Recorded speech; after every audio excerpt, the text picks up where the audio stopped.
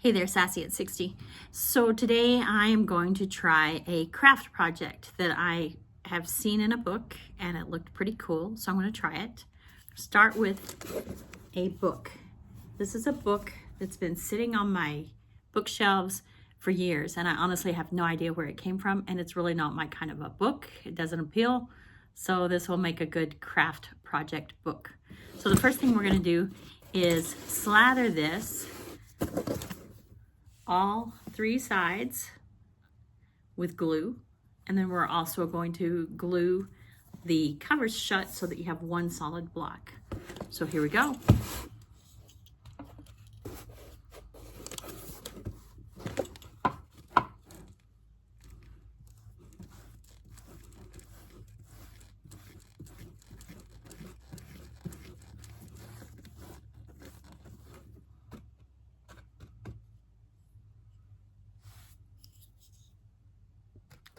Even glue the cover to the inside first page. I'm going to glue it shut. A little bit of glue on that fly leaf there. I believe that's what it's called. I love books. So part of me has a hard time doing what is essentially destroying a book.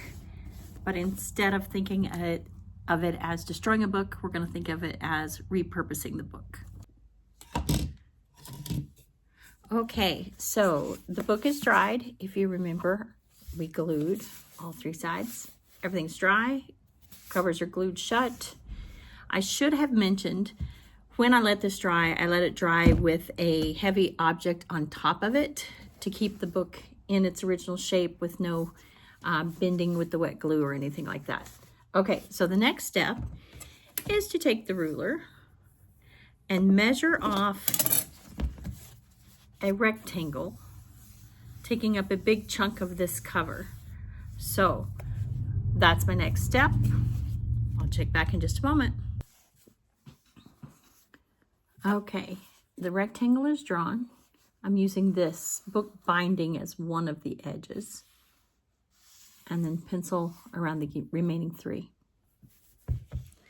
The next step is to take my scalpel and cut through that rectangle. I'm going to cut out off the cover and most of the pages therein. So this could be a time-consuming process. Again, something I have never done. Let's see how it goes.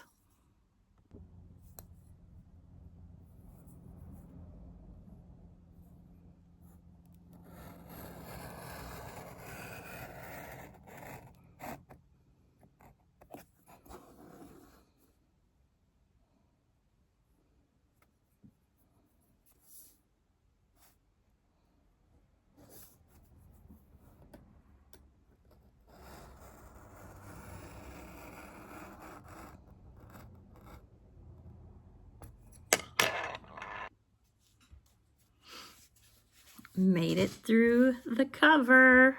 It's pretty thick. That took a little while. I'm thinking the pages are going to go faster now. But yeah, I made it through the cover.